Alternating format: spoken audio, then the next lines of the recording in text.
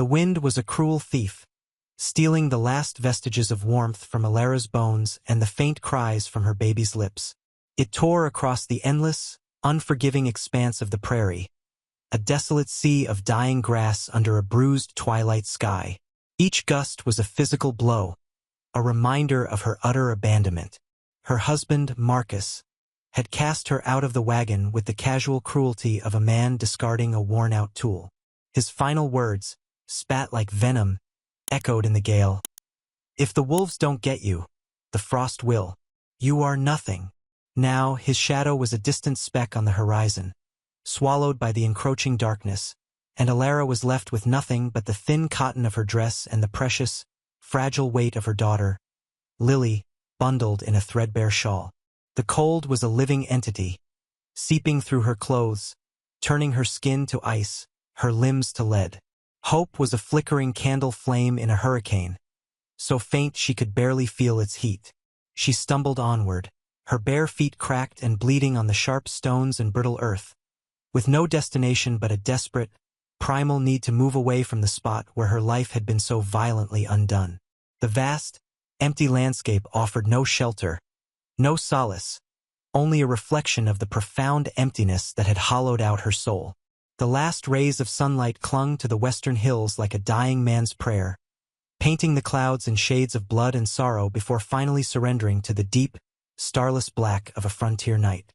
This was a land that did not care for the delicate or the weak. It was a crucible, designed to break spirits and consume lives. Alara sank to her knees, the last of her strength deserting her. She pulled Lily tighter against her chest, her own body a futile shield against the encroaching death. A single tear froze on her cheek, a diamond of despair. Her world had shrunk to this one patch of frozen ground, this one desperate embrace. A mother's love, a final silent scream against the vast, indifferent silence of the wilderness. Have you ever felt a loneliness so profound it felt like the end of the world? A moment where the silence of the universe seems to press in, and you are utterly, terrifyingly alone? This is a story about that moment, and what happens when, in the deepest abyss of despair, a hand reaches out from the shadows. It is a story of a love that was never meant to be, a love born not in ballrooms or manicured gardens, but forged in the heart of the unforgiving wild. It is the story of a woman left for dead and the Apache chief who saw the fire that still burned within her soul. Kalen moved through the twilight with the silent grace of a hunting cat. He was a man carved from the very rock and dust of this land, his face a mask of stoic sorrow, his eyes holding the haunted memory of a past tragedy that had stolen his wife and son, leaving him a chieftain who led his people but whose heart remained in a self-imposed winter. He had been tracking a lone stag for 2 days, a ritual of solitude that was more about communing with his grief than providing for his tribe. But the wind, the same cruel wind that tormented Alara, carried a sound to him that did not belong. A thin, reedy cry, the sound of a human infant. It was a sound he had not heard without a phantom pain in his chest for 5 long years. He followed it, his hunter's instincts warring with the deep-seated caution his people held toward the encroaching white settlers. And then he saw her, a pale shape against the dark earth, a woman who looked more like a ghost than a living being, her fine dress torn and dirted, her hair a wild tangle around a face pale with cold and exhaustion. She was curled around a tiny bundle, a final act of maternal devotion. He stopped, his hand resting on the hilt of his knife. Every instinct screamed at him to turn back, to leave this ghost to her fate. She was one of them, the people who brought nothing but broken treaties and sorrow. But as he watched, she stirred, a faint, shuddering breath, and with a strength he could not comprehend, she adjusted the shawl around the infant, her own body taking the brunt of a particularly vicious gust of wind. In that small, selfless gesture, Kalen did not see a settler. He saw a mother. He saw a warrior of a different kind, fighting a battle not of arrows and knives, but of love against a cold, uncaring world. The ice that had encased his heart for so long cracked, just a little. He approached slowly, his moccasins making no sound on the hard ground. Alara's eyes fluttered open, and for a moment, terror seized her. Before her stood a figure from the very nightmares her husband had used to frighten her. A tall, powerful Apache warrior, his face stern, his presence radiating a formidable power. She clutched Lily tighter, a faint, protective hiss escaping her lips. But his eyes, when they met hers, held not cruelty, but a deep, resonant sadness, a sorrow that seemed to recognize her own. He knelt, his movements deliberate and unthreatening. He said nothing, but reached out not for her, but for the spare blanket tied to his own back. He unfolded the thick, warm wool and gently, reverently, draped it over her and her child. It was an act of such profound, unexpected kindness that the terror in Alara's heart shattered, replaced by a wave of disbelief and a desperate, fragile tendril of hope. He had found her, a specter on the edge of death, and offered her warmth.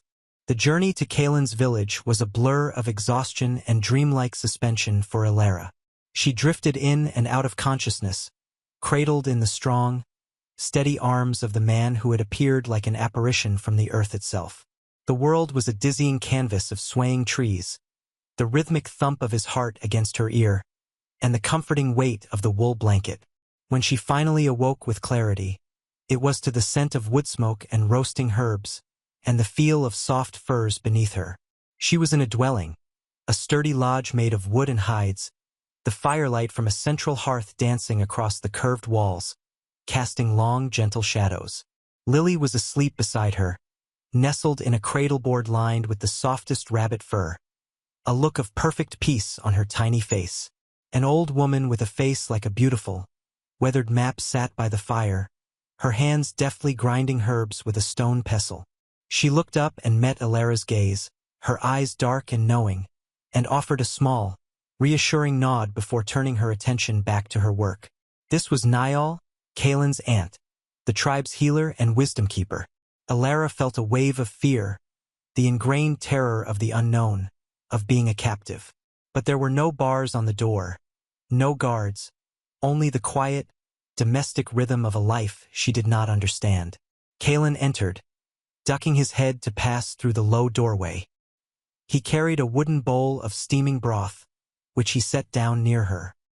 He did not speak, his face retaining its stoic mask, yet his actions spoke a language of pure care. He checked on Lily, his large, calloused finger gently touching the baby's cheek, a gesture so tender it made Alara's breath catch in her throat. He then looked at Alara, a simple, direct gaze. "Eat," he said, his voice a low rumble, the English words spoken with a slight, guttural accent. It was a command, but it held no menace, only a simple, practical concern for her survival. Over the next few days, a quiet routine was established. Niall tended to her, applying soothing salves to her broken feet, and bringing her nourishing teas that slowly coaxed the strength back into her limbs. Kalen was a constant, silent presence. He would appear at dawn with fresh wood for the fire and disappear into the forest, returning at dusk with game. He never intruded, never demanded anything of her, but his protective orbit was undeniable. He was a shield, standing between her and the judgment of the rest of the tribe, who watched her with a mixture of suspicion and curiosity. She was an outsider, a symbol of the world that had brought them so much pain. Yet their chief had brought her here, had claimed her and her child under his protection, and so they watched and they waited. Alara began to understand that her survival was tied completely to this silent, sorrowful man. He was not her captor. He was her reluctant savior. She saw him one afternoon, standing alone on a ridge overlooking the valley, the wind whipping his long, dark hair. He was not looking at his village, but eastward, toward the plains where she had been found, and his posture was one of such profound loneliness that it resonated with the hollow ache in her own chest.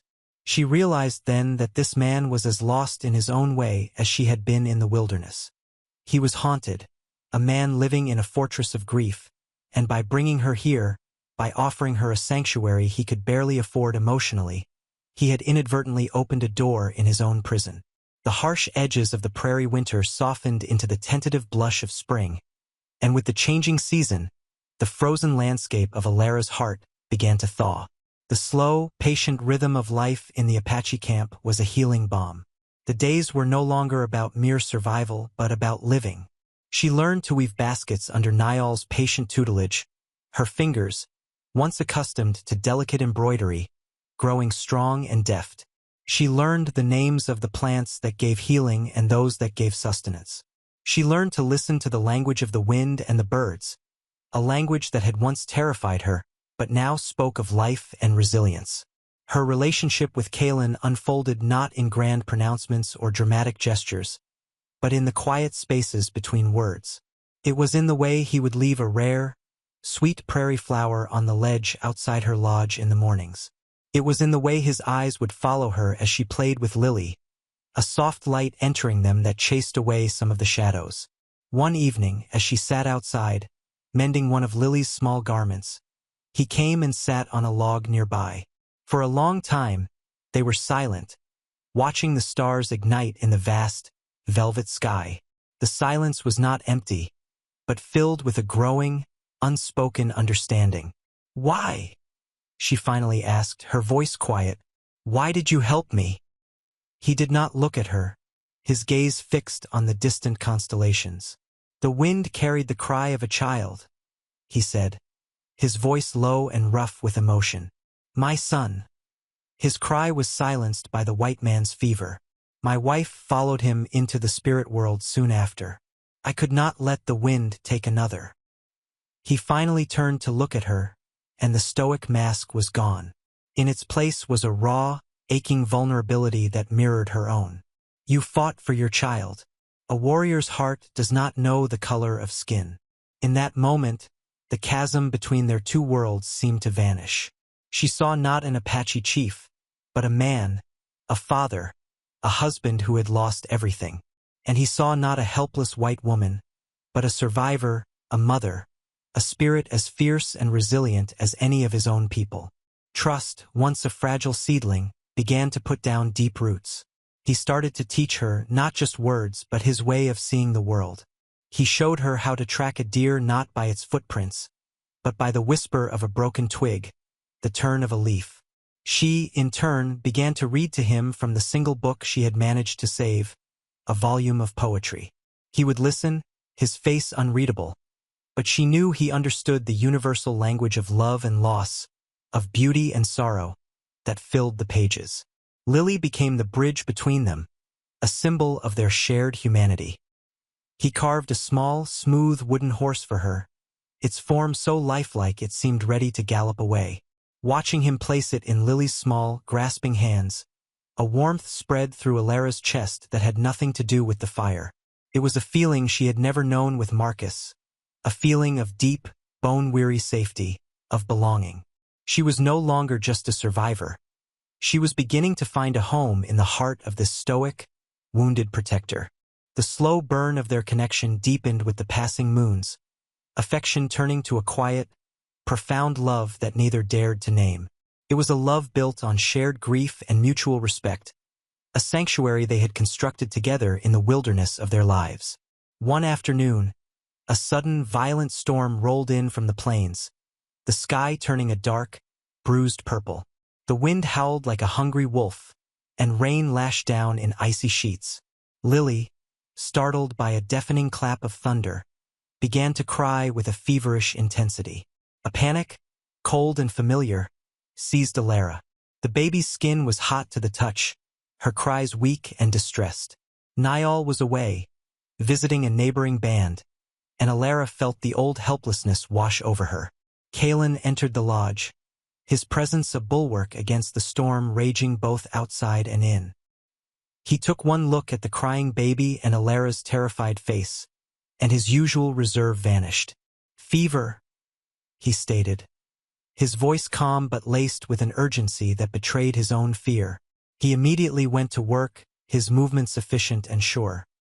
He instructed Alara to bathe Lily's forehead with cool water while he prepared a poultice of crushed leaves he retrieved from a pouch at his belt. He worked with a desperate focus, the memory of his own son's fever a ghostly tormentor in the room. "He will not take this one," he murmured, so low she almost didn't hear it. It wasn't a prayer. It was a command, a challenge hurled at the fates that had been so cruel to him before. For hours, they fought the fever together, a silent, unified team. He held Lily, his large, strong hands surprisingly gentle, speaking to her in the soft, melodic tones of his native tongue, while Alara continuously cooled her skin and whispered reassurances. The storm outside mirrored the tempest of their efforts. As dawn approached, the storm broke, and so did the fever. Lily's breathing evened out, her skin cooled, and she fell into a deep, peaceful sleep.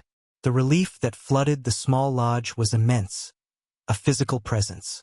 Alara looked at Kalen, his face etched with exhaustion in the pale morning light, and her heart overflowed. Tears of gratitude and something far deeper streamed down her face.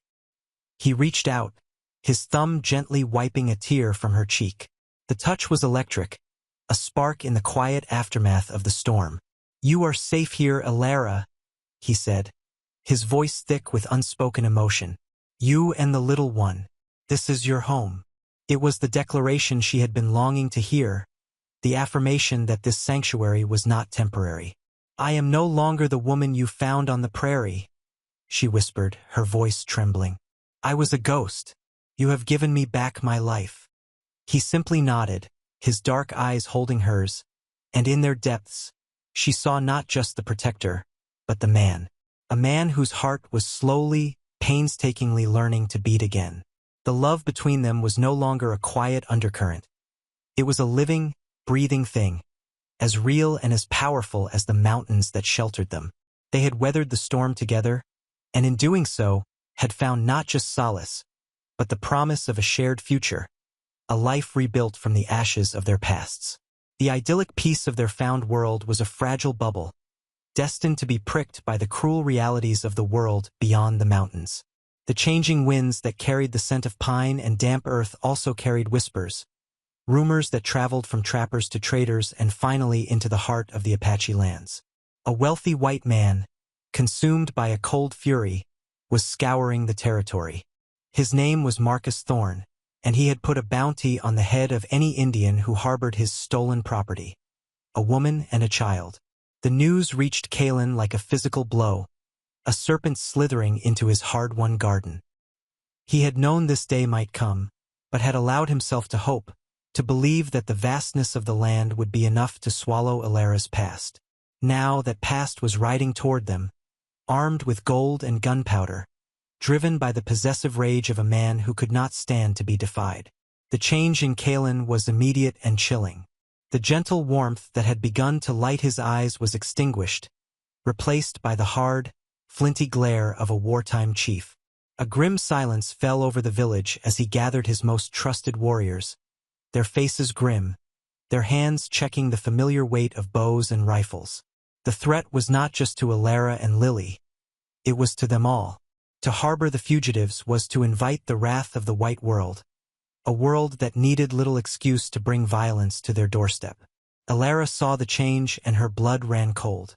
The fear she thought she had conquered returned, a ghostly hand clutching at her throat. But this time it was different.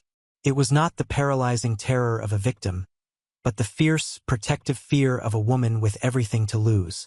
She would not be the cause of this community's destruction. She went to him as he stood sharpening the blade of his knife, the rhythmic scrape of stone against steel a stark and menacing sound. "I will go," she said, her voice shaking but firm. "Take me far from here. Leave me. He will not harm you or your people because of me." Kalen stopped his work and looked up at her, his eyes blazing with a fire she had never seen before. He rose to his full height, towering over her, a figure of indomitable strength and resolve. He reached out and took her arms, his grip firm but not harsh. "You are of this people now," he stated, his voice a low, powerful growl that seemed to emanate from the very earth. "Your fight is our fight. Lily is a daughter of this tribe. I will not let him hurt you. I will not let him take you from this place." He pulled her closer, his forehead resting against hers, a gesture of profound intimacy and a solemn, unbreakable vow. "He comes for you as property," he whispered, his voice vibrating with a controlled rage. "He does not know that he comes for the heart of a chief. He will find only death here." In his words, in his touch, Alara felt not only the promise of protection but the full, awesome weight of his love. He was willing to risk everything, his life, his people, for her. The damsel in distress, the woman left to die on the prairie, was gone forever. In her place stood a woman who was loved, who was cherished, and who would stand and fight alongside her protector, her heart now as much a part of this wild land as his. The air grew heavy with anticipation, thick with the silence that precedes a storm. Scouts returned with grim news. Marcus Thorne and a dozen hired guns, rough men with cruel eyes and a thirst for gold, were making camp in the foothills, just a half-day's ride from the village. Their presence was a poison seeping into the ground, their campfires a malevolent orange glow against the night sky. Panic, a subtle but pervasive weed, began to sprout among some of the villagers. They had seen this before, a confrontation that escalates, that brings soldiers and broken promises. But Kalen's resolve was granite. He moved through the village with a calm, deliberate authority, his presence a steadying force. He was not preparing for a war, he was preparing a defense. His plan was not to meet them with overwhelming force on the open plain, but to use the land itself as his primary weapon, the narrow canyons, the dense forests, the familiar terrain that would confuse and ensnare the invaders. He was a strategist, his mind a sharp and intricate map of the surrounding territory. Yet this battle was different. It was deeply personal. It was a fight not for land, but for a life, for a future he had only just begun to believe was possible. He found Alara by the stream, where she was bundling arrows, her movements precise and focused. He had expected to find her hiding, consumed by fear, and had come to offer reassurance. Instead, he found a partner. She looked up at him, her blue eyes clear and resolute. There was no trace of the frightened woman he had found months ago. "I will not hide in the lodge while you fight for me," she said, her voice steady. "That is the woman Marcus abandoned. She is dead. I am Alara of this people now. I will face him." Kalen was taken aback by the steel in her voice. This was not a plea, but a declaration. He saw the truth of her words reflected in her unflinching gaze. Her journey was complete. She was no longer a damsel to be rescued, but a hero who had claimed her own power. To deny her this role would be to deny the very strength he had come to love in her. He nodded slowly, a deep respect dawning in his eyes. "He will expect you to be weak," Kalen said. "He will expect you to be terrified. Your courage will be a weapon he cannot understand." He explained his strategy to her, not as a commander to a subordinate, but as one warrior to another.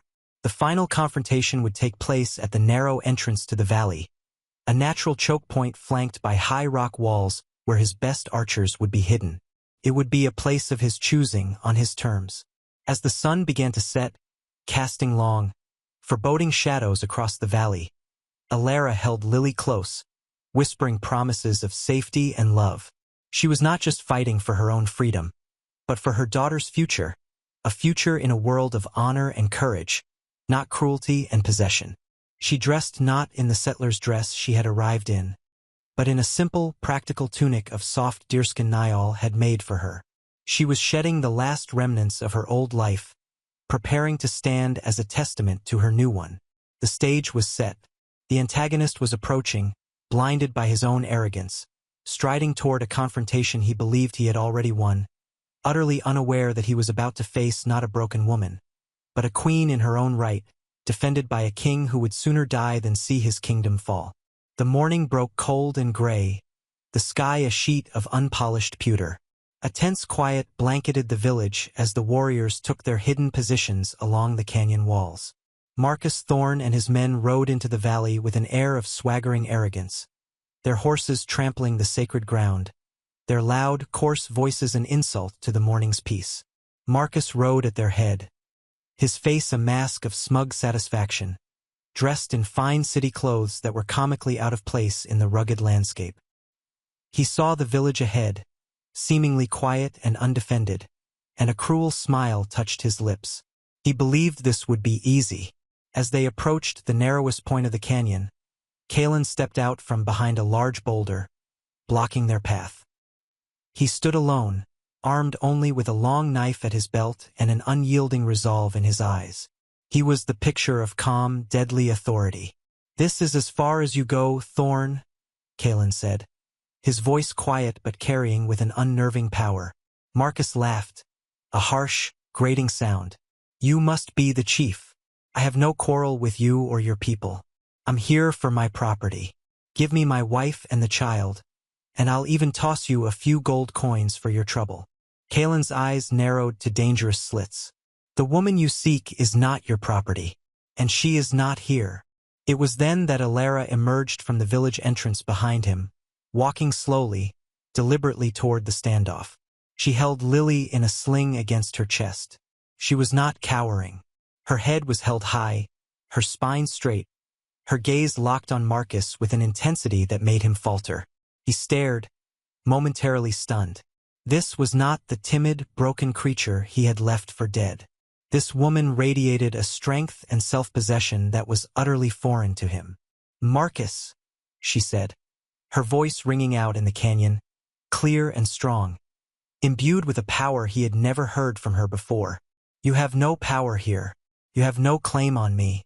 That man's wife died on the prairie. I am not her." The sheer audacity of her defiance enraged him. "You insolent witch!"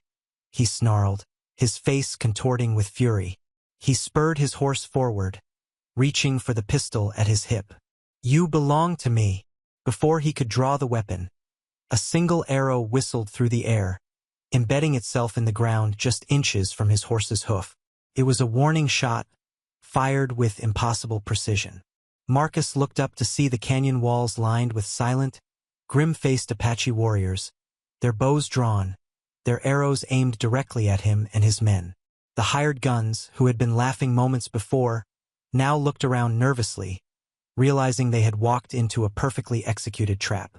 Their bravado evaporated, replaced by the primal fear of men who knew they were outmatched and outmaneuvered. Marcus was alone, his authority meaningless, his wealth useless. He was stripped bare by Alara's courage and Kalen's strategy. He looked from Alara's defiant face to Kalen's immovable stance, and he finally understood. He had not come to reclaim property.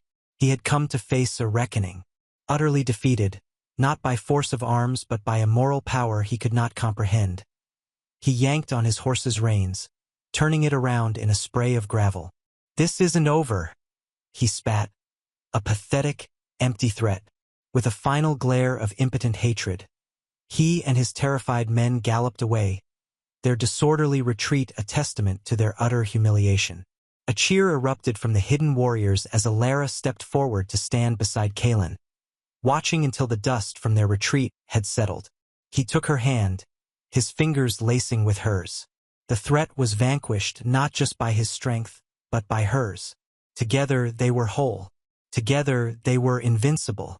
With the shadow of Marcus Thorn banished from the valley, a profound and lasting peace settled over the land and its people. The victory was not just a military one. It was a spiritual one. Alara had faced her demon and, by refusing to be a victim, had become a legend in her own right. She was no longer the outsider the white woman Kalen had rescued. She was Ishchebia, the woman of courage, a name bestowed upon her by the tribal elders in a ceremony of smoke and honor. She and Lily were woven into the fabric of the tribe, accepted not out of tolerance, but with love and deep respect. The final wall around Kalen's heart crumbled into dust. The grief for his lost family would always be a part of him, a scar that testified to a past love, but it was no longer a prison. Alara and Lily had not replaced what he had lost. They had given him a reason to build anew.